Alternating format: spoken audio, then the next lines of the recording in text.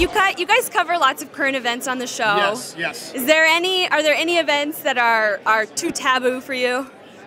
I don't think any event is ever too taboo if you deal with it the right way. Okay. You know what I mean? Like Jordan and I, we're kind of like not in the business to shock you, but we're in the business to surprise you. Okay. And so I think, like, you know, I was just talking to somebody about, we did a terrorist sketch where everybody was a terrorist in the sketch, and the sketch was really a poke at the TSA, as opposed to telling a joke where terrorists are participating in bestiality or something. They'll go like, well, that's probably what they do, but I'm not laughing. You know what I mean? So at the end of the day, at the end of the day, everything has to be funny. It has to have a certain science to it that surprises the audience or zags, so that the person who's going, oh, I wasn't expecting that, and they laugh. Your Super Bowl skit was obviously a huge success. Everybody wants them on the show. Any talks for Marshawn Lynch and Richard Sherman to be on the show? We've not heard from them. I imagine we'll hear from Richard Sherman at some point in time about something somewhere.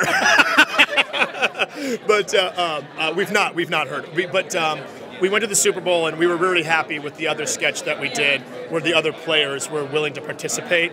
Amazing. Just amazing that they were willing to participate and laugh at themselves a little bit. But between Marshawn and Richard, Richard, I'm waiting. I'm waiting for you to call.